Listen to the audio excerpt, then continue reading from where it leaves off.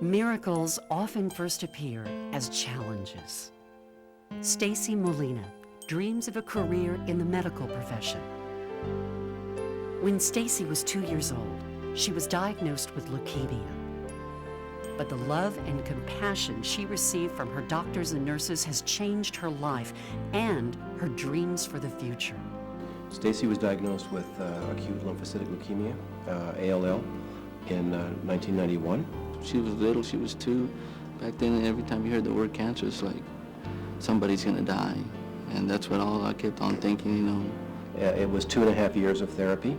She responded very well. She achieved remission promptly. The treatment was largely uncomplicated. She was a little nurse, that's what she was.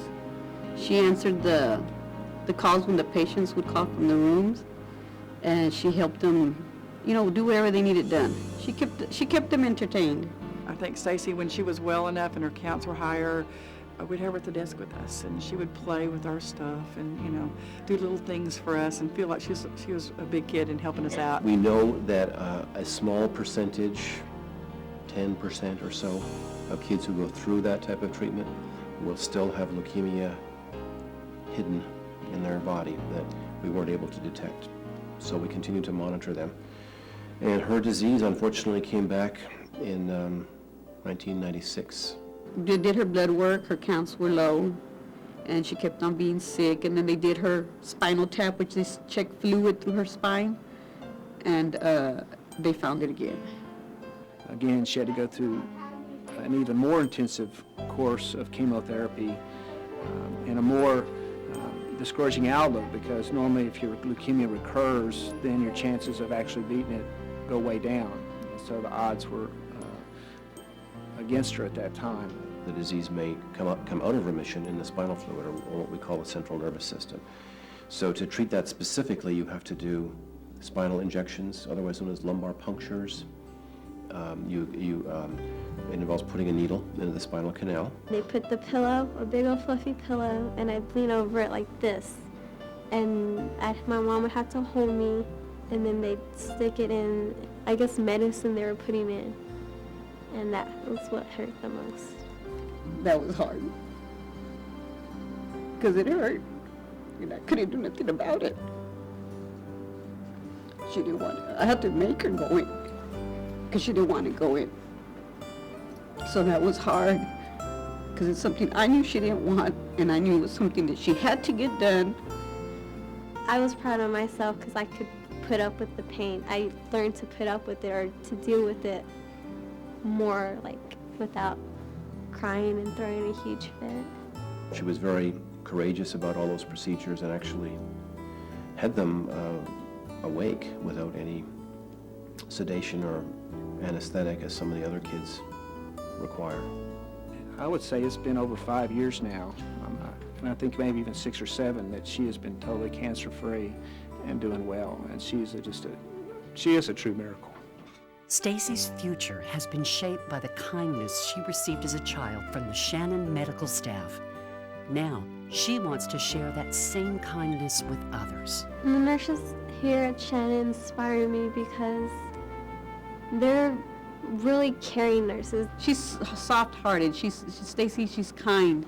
The nurses here at Shannon, that's the way they were with her. They were concerned about her every need, how her every feeling. Stacie's the same way. I think just her interaction with the medical community has influenced what she wants to do. She wants to help people like we helped her. Stacie participates in a shadowing program that brings her back to Shannon, and she's received a scholarship to ASU. It was a good thing to have while in the hospital. You know, you just weren't there. You had your nurses out there who were going to come in, and you weren't going to be lonely or be sad, because they come keep you company. And I like that. And I want to try to be that for someone else. Stacie and her family are comforted in knowing that she has Shannon and its staff behind her in the future. We have to be careful and optimistic and hopeful. I don't think that we should say that she's certain to be cured.